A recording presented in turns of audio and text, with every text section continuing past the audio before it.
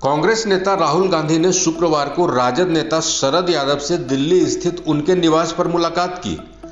इस दौरान दोनों ने कई मुद्दों पर बातचीत की। राहुल गांधी जब बाहर निकले तो वो शरद यादव का हाथ थामे हुए थे। मुलाकात के बाद राहुल गांधी ने पत्रकारों से बातचीत के दौरान केंद्र की भाजपा सरकार और आरएसएस पर जोरदार हमला बोला। राहुल गांधी ने कहा कि हिंदुस्तान को बांटकर लड़ाया जा रहा है। बीजेपी और राष्ट्रीय स्वयंसेवक संघ के लोग नफरत फैला रहे हैं। उनका सिर्फ एक ही मकसद है, सत्ता में बने रहना। इस दौरान उन्होंने मस्जिदों में लाउडस्पीकर को लेकर भी जारी विवाद पर केंद्र सरकार को घेरा।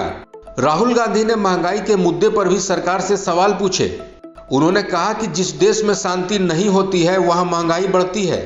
देश को मजबूत बनाना है तो सबसे बड़ी चीज शांति और सामाजिक सौहार्द है।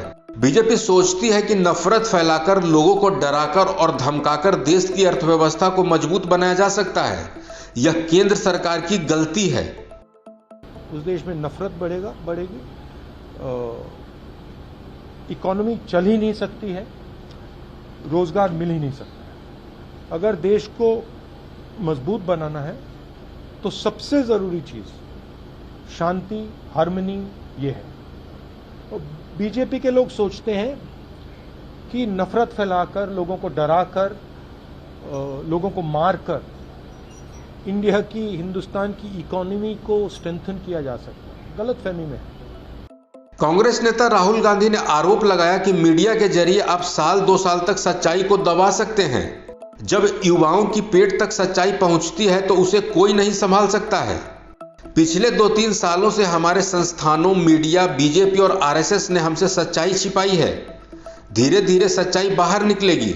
ऐसा ही श्रीलंका में हुआ है, वहां की सच्चाई सामने आ रही है। अब हिंदुस्तान में भी सच्चाई बाहर आएगी।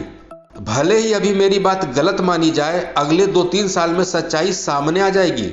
राहुल गांधी ने शरद यादव के हेल्थ को लेकर भी बातचीत की। उन्होंने कहा कि शरद यादव को स्वस्थ देखकर उन्हें काफी खुशी हो रही है। मीडिया को आप 6 महीने, 1 साल, 2 साल, 3 साल मीडिया के थ्रू आप सच्चाई को दबा सकते हो, छुपा सकते हो, मगर जब वो सच्चाई युवा के पेट तक पहुंचती है, युवा के माता पिता के पेट तक पहुंचती है, तो फिर मीडिया उसको नहीं संभाल पाता है। पिछले 2-3 साल मीडिया ने सच्चाई को छुपाया है।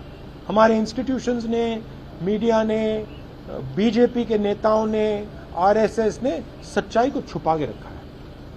अब आस्ते आस्ते सच्चाई बाहर निकलेगी। वही हुआ है श्रीलंका में।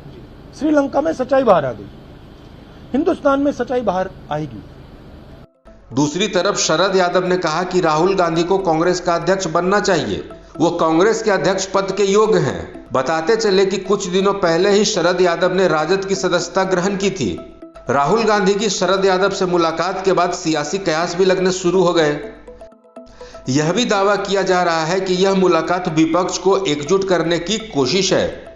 इस खबर में फिलहाल इतना ही। अपडेट्स के लिए बने रहिए वन इंडिया हिंदी के साथ।